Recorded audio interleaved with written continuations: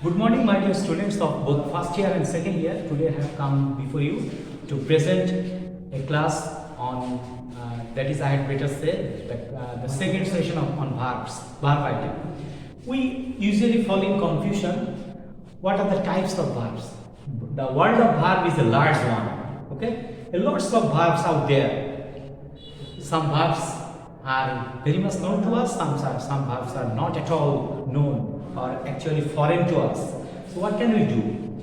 We just can remove this confusion. So today it will be my duty to shake off your stiffness, to shake off what is your confusion about verb. Okay? So here I have written something. One single type of verb may have other names. Actually, this is the truth. One single type of verb may have other names. Okay? So we often fall in a confusion. The same verb, suppose take the verb defective. So what is defective verb? The verb which has no ing form or which has no s, es or is form. Take the verb shall or could. Coulding is not possible. So could is a defective verb. That means could cannot be changed by adding ing or something like this. So if anybody question me, if anybody asks me a question, what is could? Is it a auxiliary verb or is it a, what can I say, the defective verb? So what will be my answer? Could has two names. Auxiliary verb as well as defective verb. Defective in the sense that could cannot be transformed with ing, could cannot be reformed with s, es or is, or could cannot be changed anymore. So that's why could verb is at the same time auxiliary, modal auxiliary as well as defective verb. In this way, we have so many confusions about verb. The day before yesterday, that is in my first class, first session, I just pointed out some verbs on the board. Okay, so there may be many verbs, lots of verbs out there, possessive verbs. Sense of belonging will mean it. Suppose he owned a business. Here own is a possessive verb. So in this way, many types of known and unknown verb will assail our mind, will disturb us, will make us confused about the verb. So today, I don't want to waste much time. I would like to share some ideas with you about the relation among the types of verbs. Suppose take the verb finite verb. Finite means what? The verbs that can be changed, that can indicate the tense in the sentence. Suppose I have written here, I saw a boy sleeping. Which tense is this? Okay, this is the past tense. And there is two verbs, there are two verbs here. One is saw, another is sleeping. So which tense this sentence actually mean? Past tense, right? So by watching this saw, we can justify that, we can understand that this saw is indicating past tense. So this is the finite verb. And what is non-finite verb? This one is non-finite verb. So non-finite verb has no existence without the presence of finite verb. So finite verb.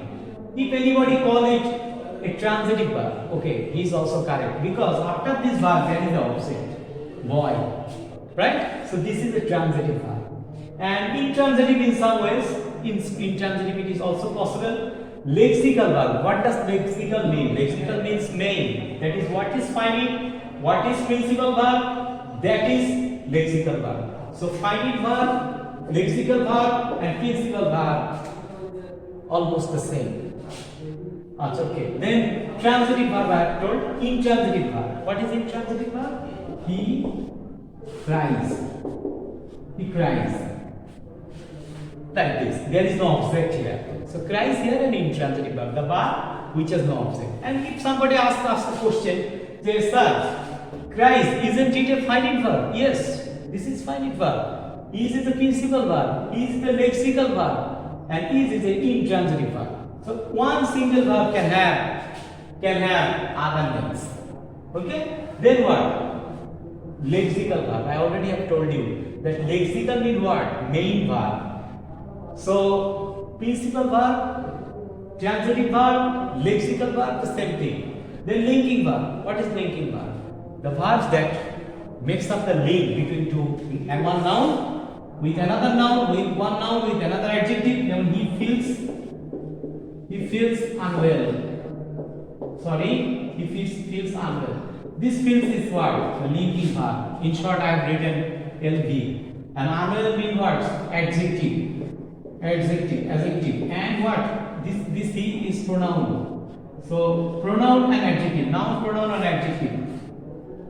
In between them, there will be linking verb. So linking verb always is said in between noun, pronoun or adjective, noun and another noun. And then the list of linking verb, I will let you know. I will present the list of linking verb hereafter. So if anybody now asks me a question, sir, feels, is it a intransitive verb? Obviously intransitive verb. Is it a finite verb? Yes. This is the principal verb, that is main verb. Yes. This is also the lexical verb. So actually this finite verb, transitive verb, intransitive verb, lexical verb, linking verb, same in form, but in place of sentence it will take different names. In order to, we need not to be confused while identifying the verbs. We have to judge according to our knowledge of any verb, whatever we have learned about the. Suppose we have learned about lexical verb that lexical means main verb. So main verb, the function of main verb, we know it very well in the sentence. So same is the case for transitive verb. If that verb takes an object, that will be transitive.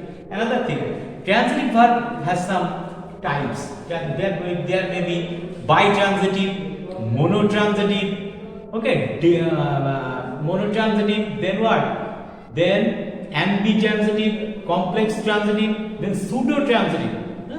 There may be 5 types of transitive verb that may come to our reading.